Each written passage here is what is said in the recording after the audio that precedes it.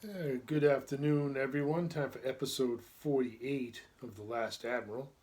It's Friday, April 29th, 2022. We'll pick up where we left off on page 3898 to 399. We'll back up a paragraph. Okay. Continuing with the battle between the Furmen and the Dragonian Marines. J.W. fought valiantly beside Dai Wei. 3 knights fell to his blades, and he threw another 6 into the churning sea. Climbing the rigging, he sought out every disabling grap in the line and worked hard to cut them free from their attackers. Remember, their ships are tied together. Moving toward the nearest rope, an arrow grazed his face and nearly killed him. A Firmish sailor swung across on a lifeline to engage him, and he severed it. Clinging to the rigging, they dueled single-handedly. Skillful and aggressive, the sailor was overconfident. Ducking beneath a swing meant to decapitate him.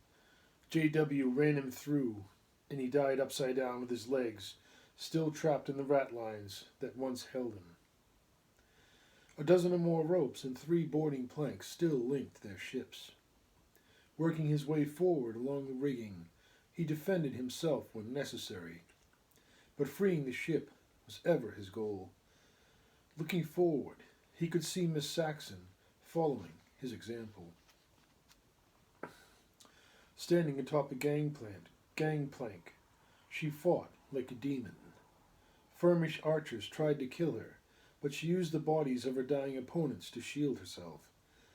Dueling forward, she killed every knight in her way and cleared the plank. Her technique had an eerie simplicity of movement that filled J.W.'s heart with pride. Then, standing upon the enemy's rail, she hurled the plank into the ocean. Alone, against the Firmish host, she wove her blades defensively around herself as she danced across their gunwales like an acrobat. Reaching the base of the next gangplank, lying across the starboard beam, she faced a group that was surely beyond her.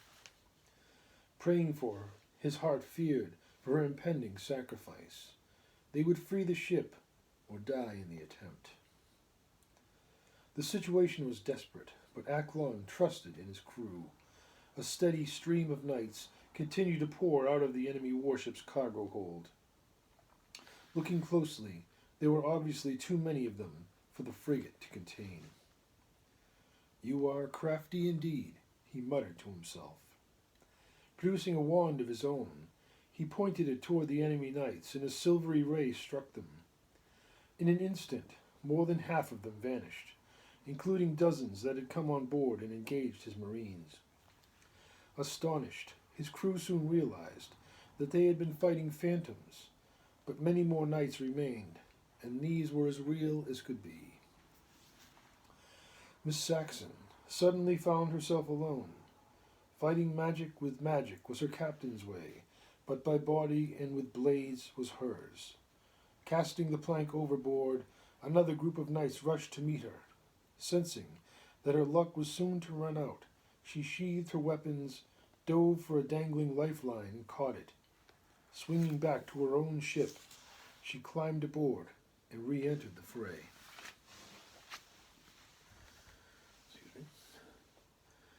Realizing that his magic was undone, the enemy mage took to wing and began flying straight up, seeking the cover of smoke and clouds to conceal him. "You will not escape me," Acklon declared. Pointing his hands toward the fleeing magi, he released the last of his magical bolts. Like rays of light piercing the clouds after a storm, they struck the wizard's body. Racked by their destructive force, he convulsed uncontrollably and then went suddenly limp. Continuing to fly skyward, Acklon could not know if the man was dead or merely unconscious. The enemy captain had a fierce appearance. Strange strings, like candle wicks, burned around the edge of his tri-colored rim. He remembered him then, a fierce rival with whom he had sparred before, Blackbeard. Directing the efforts of his crew, Their rockets were now close enough to do terrible damage. Acklon's magical command was absolute. Freeze! Mr. Verne and his crewmen suddenly stopped what they were doing. Completely paralyzed, they still held their lit, long-handled matches above their rockets' wicks. Teach himself was unaffected. Sergeant Garside, Teach commanded, fire those rockets. Rushing from the wheel, Joe seized the lit match from Mr. Verne, set fires to their fuses, and then the bulky rockets launched themselves out of their tubes. One struck the mizzenmast and exploded. Cracked in two, the burning timbers toppled aft and shattered directly above Acklon's protective field.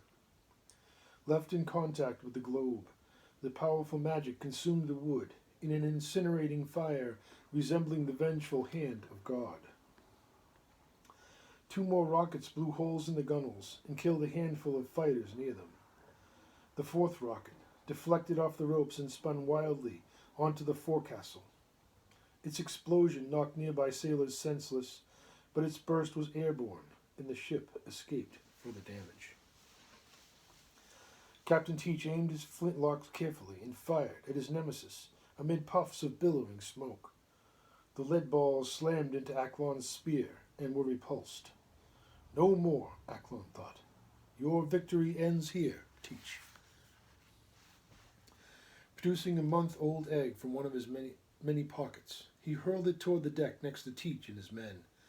Flying through the air, it transformed with his words and exploded onto the forecastle in a burst of yellowish smoke. His paralyzed gunners breathed in the poisonous vapors to disastrous effects. Utterly helpless, they vomited and prayed for death. Teach and his crew scrambled to avoid the ungodly fumes. Traveling from fore to aft, the wind was then a terrible enemy to them, as the cloud of brimstone gas floated along the full length of the ship, sinking through the hatches and downward into the lower decks. Racked with nausea, sailors and knights alike fled from it. Removing a priceless emerald from his pocket, Acklon dropped it onto the deck at his feet and crushed it beneath his boot heel. A handful of rolled scrolls from his desk then appeared in his left hand. Opening them up, he read the first page, and its runes vanished with each word. Guiding his magic with his hands and his mind, an orange orb screamed toward Queen Anne's Revenge and struck the deck under Teach's feet. Brilliant flames erupted around him, setting fire to his beard, his clothes, and his flesh. Sergeant Garside was at that instant attempting to drag Mr. Verne to safety. Before them, the fireball exploded and slew the second paralyzed crewman, but his shielding body was their salvation. Raging heat wrapped around him mercilessly, bursting toward them as Joe heaved backward, toppling them both over the gunwale and into the sea. The curved body of the ship struck them hard, and they fell separately. Splashing awkwardly into the burning waters, Joe searched beneath the waves for the first mate and found him. Grasping him by the back of his collar, he kicked hard for the surface and pulled Verne's head above the water. The current swept them fast away from the ship, and so he sought instead to reach a small skiff drifting nearby and without a master. With his comrade in tow, Joe swam for all he was worth and reached the boat. And the footnote is forecastle is the part of the upper deck forward of the foremast, or as some say, forward of the after part of the fore channels, the forward part of a vessel under the deck where sailors live, in merchant vessels. Okay. With his comrade in tow, Joe swam for all that he was worth and reached the boat. Grasping the dangling stern line, he pulled them closer. With some difficulty, he wrapped the rope around Verne's torso beneath his arms so that he remained above water, and then swam around the craft to the starboard beam. Grasping the gunwale, he heaved himself over the side. The skiff listed dangerously, but it was already half flooded, and that helped to steady it. Moving aft, he turned Verne around and pulled him into the boat. His eyes were open and alert. He still breathed, but some terrible spell was upon him that robbed him of the use of his limbs. Searching the skiff, there remained neither buckets to bail nor oars to paddle. The battle raged on around them and seemed to have forgotten them. Swirling currents swiftly pulled them away from their ship and out of the action. The closest friendly vessel was the Lone Star, but without oars, he would never be able to intercept them. His options were limited, and so, leaning over the bow, he tried paddling with his hands in an attempt to reach the nearest shore. He was about half the way there when Mr. Verne regained his senses and assisted him. "Well, Sergeant Garside," he said, "that was disconcerting." Joe looked back at him across the beam as rockets burst in the sky and cannons thundered, and smiled a huge, pearly white smile before returning to paddling. It was slow going, but eventually they would reach the shore.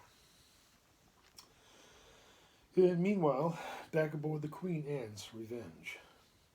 In the instant that the magical inferno had erupted, every crew member that was then near their captain burned to death, but somehow Teach withstood the fire and jumped overboard and into the sea to extinguish his clothing. Diving into the ocean, he curled his body like a breaching seal and swam to the surface. Turning back to his ship, he swam hard to reach it, but the current of the changing tides was powerful, and it sought to rob him of his command. Enraged and burned, he tried harder, but it was a losing battle. The ball of fire had flared outward from its epicenter in an instant of incinerating heat, and then diminished, leaving the forward deck, foremast, and foresail ablaze. Teach's crew assumed that their captain lay among the smoldering dead, and went to work to control the fires, while their knights continued the fight. Okay, the next chapter is entitled "The Crew of Terribilis Reclaims the Ship." J.W., that hard-charging U.S. Army Ranger, kicked the final gangplank into the sea and succeeded in severing the last grapnel line. Finally free of Blackbeard's ship, they made way again, outdistancing their crippled pursuers.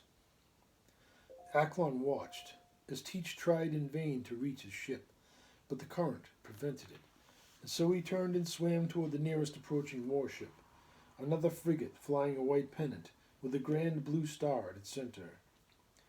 Pockets of burning oil dotted the sea around him, but Teach was tough, and his comrades dragged him from the sea. Turning his attention forward, he assisted his crew.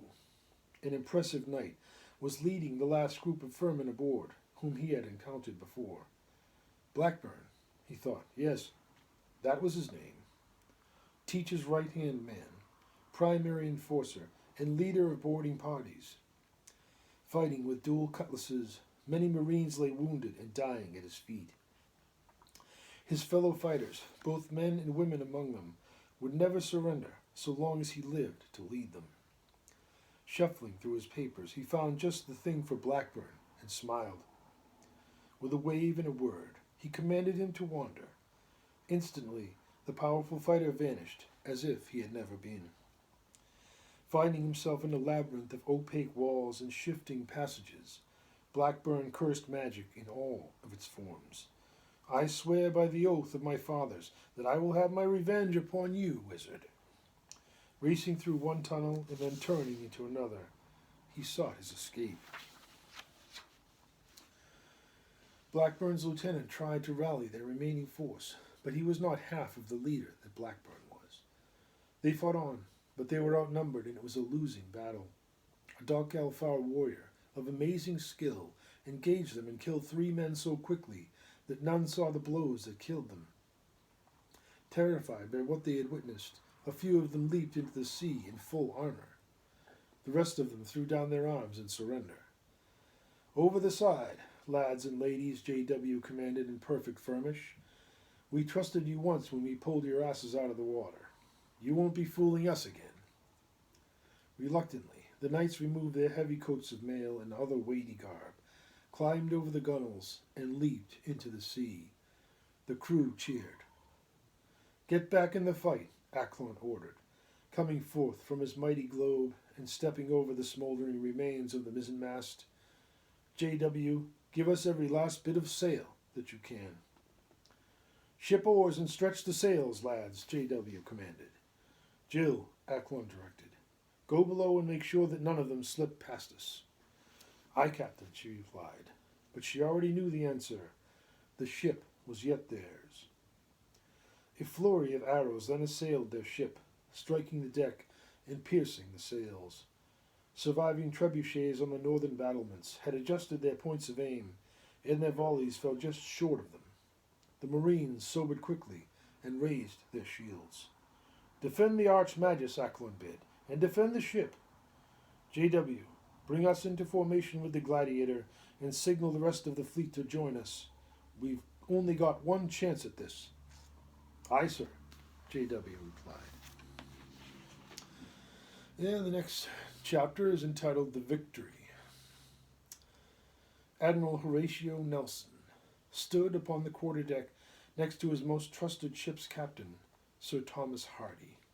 And yes, it is the Admiral Nelson of the Battle of Trafalgar, and all the appropriate captains and commanders from that great epic battle of our history. Alive again on my Planet of Tempest and the book The Last Admiral. Okay. Peering through the lenses of his spyglass, overcast skies and an intermittent mist made his observations difficult, despite a steady stream of exploding fireworks from the city. Admiral Nelson was middle-aged, confident, fair of skin, and clean-shaven. His nose was long, straight, and regal.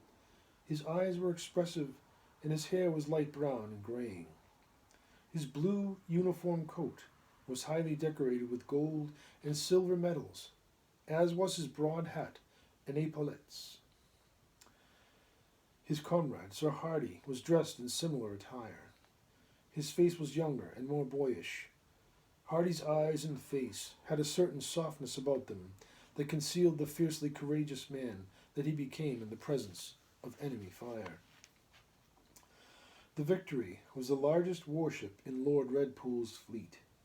Weighing in at 3,500 tons, it was 226 feet in length and 51 feet in width, and it supported 3 tall masts that rose to over 200 feet above the waterline. Equipped with 2 lines of heavy ballistae, her gigantic spears could penetrate oak planking 2 feet thick. Combined with long-range catapults on the forecastle and poop decks, the Victory possessed a devastating arsenal. It looks like Kidd has taken the worst of it, Nelson observed. In the footnote is epaulet, is a piece of ornamental fabric or metal worn on the shoulder, especially on a uniform. Okay. The Revenge is crippled and has withdrawn from the fight, Hardy replied, but the Lone Star and the Gentleman are still in pursuit. Conning, Admiral Nelson commanded, adjust your course by 2 points to starboard. Steer us to intercept their leading ship. Perhaps you should allow Captain Harvey to lead the line of battle, Admiral. I've never shied from a fight before, Thomas, he stated, and I won't be starting now. Of course, Admiral, he said. I was merely suggesting that you would have a better view of command. Of course, Admiral, he said. I was merely suggesting that you would have a better view to command the battle lines from the rear. My captains know the plan, he replied. We'll lend our strength to it as well. Call the fleet to battle stations and close action. Yes, Admiral, Thomas affirmed, before echoing his commands. Signal battle stations and close action engagement. The signal officer then raised specific flags and communicated with the Southern Fleet under Vice Admiral Collingwood with light signals. The commanders soon incited mighty cheers from every sailor in the fleet. The commands soon incited mighty cheers from every sailor in the fleet. The Dragonian archers are much renowned, Hardy suggested. Perhaps you should wear a plain coat. This is no time for a change of liveries, Thomas. Let the fox see my colors. The storm will soon be upon us, Admiral, Hardy observed. It seems to be a gentle one, Thomas. Better to keep the fires down. Their battle formations were adjusting perfectly, and soon No channel of escape would remain to the enemies. Make sure that our Marines are ready, Thomas. If we don't sink them in the first engagement, I should like to face the Sea Fox myself. Aye, Admiral, Captain Hardy replied. I'll see to it. Walking the length of the ship, Captain Hardy gave encouraging orders when necessary and double-checked the ballista batteries on the lower decks. The crew was more than ready and anxious to enter the fray. Captain Hardy gave heartening pats on the back to passing midshipmen and regulars alike before returning to the helm. They were minutes away from the battle of a lifetime. In the footnote is historical. During the Battle of Trafalgar, Admiral Nelson commanded his signal officer, Mr. Pascoe, to send the message, England confides that every man will do his duty. You must be quick, for I have one more to add, which is for close action. Pascal knew that signal number 16, engage the enemy more closely, was Nelson's favorite, which inspired me to write the above dialogue sequence. And then when Captain Hardy, during the Battle of Trafalgar, asked Admiral Nelson about the decorations that were sewn onto his jacket, implying that he made an easy target, Nelson replied, it was now too late to be shifting a coat. So those were the two historical dialogues that inspired that scene in my book. We'll continue the episode next, episode 49, with the chapter entitled The Gladiator. I hope you enjoyed this episode. Have a great night.